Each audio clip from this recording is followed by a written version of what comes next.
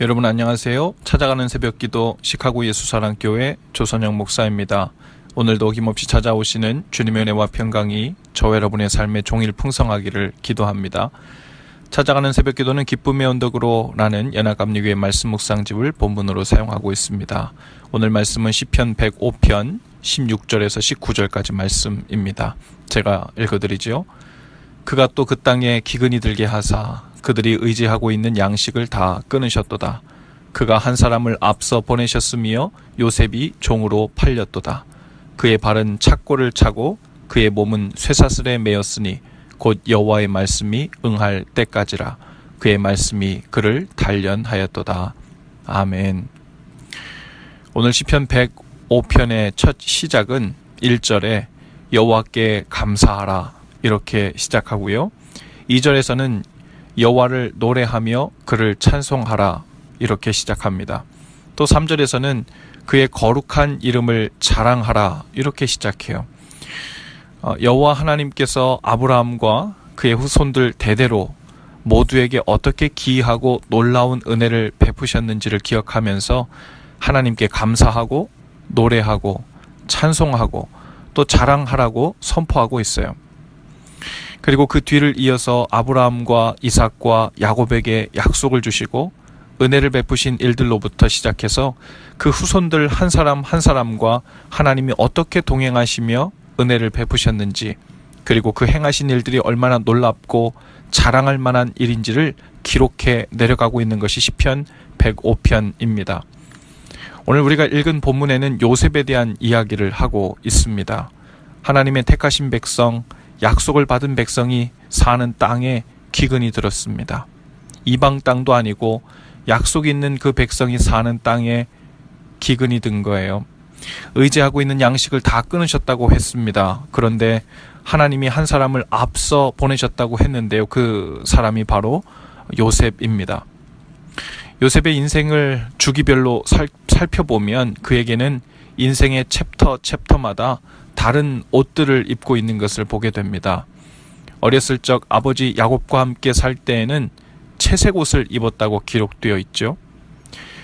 당시 채색 옷이 정확히 어떤 옷인지 알 수 없지만 분명 당시에 보통 일반 사람들은 비싸고 구하기 힘들어서 잘 입지 못하는 아마 귀족이나 왕족들이 입는 옷 종류였을 것으로 짐작할 수 있습니다. 언뜻 보면 이때가 요셉에게 있어서는 인생의 황금기인 것처럼 보일 수 있지요.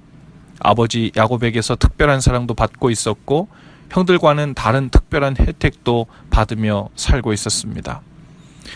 그런데 요셉은 곧 형들에 의해 종으로 팔리게 돼서 누더기 같은 종의 옷을 입게 됩니다. 귀족들이 입는 채색 옷을 입었다가 순식간에 종의 옷을 입고 종들의 삶을 살게 되죠. 그 다음엔 억울하게 누명을 쓰고 감옥에 갇히게 되어 죄수들이 입는 수의를 입게 되지요. 당시에 죄수들이 입는 옷이란 오늘날처럼 죄수들의 복지가 잘 되어 있는 것이 아니었기 때문에 그 종의 옷이란 것이 거의 가릴 곳만 가린 수준이었을 것입니다. 종의 옷보다도 더 못한 옷이었을 것입니다. 그런데 여기서 끝나지 않고 갑자기 이 요셉이 애굽의 총리가 되어서 이제 총리의 옷을 입게 되지요. 요셉의 옷이 이렇게 인생의 챕터마다 갈아입혀지고 있는데요. 그것은 곧 보이지 않는 하나님의 손에 의해서 그 옷이 입혀지고 있음을 우리가 보게 되지요. 그때가 어느 때였냐면 바로 여호와의 말씀이 응할 때까지였습니다.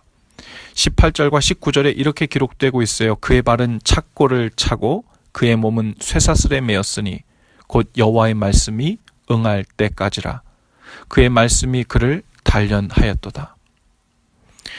오늘 여러분들은 어떤 옷을 입고 있습니까? 하늘 아버지의 보호하심과 복주심, 그리고 은혜를 받아 누리며 채색 옷을 입고 살고 있는 분도 있겠지요. 그런가 하면 도저히 이해가 안 되는 고난과 아픔 가운데 놓인 분들도 있을 것입니다. 마치 요셉이 형들에 의해 노예로 팔리게 되는 기가 막히는 상황을 대하는 느낌과 비슷하겠지요. 특별히 무슨 중죄를 지은 적도 없는 것 같은데 너무도 억울하고 이해 안 되는 일을 겪고 있는 것입니다. 그런데 거기서 그치지 않고 어떤 분들은 죄수의 옷을 입고 있는 것처럼 지하 감옥에서 햇볕 하나 들지 않는 곳에서 소망의 작은 빛조차 보이지 못하고 절망을 경험하고 계신 분들이 있을 수 있습니다.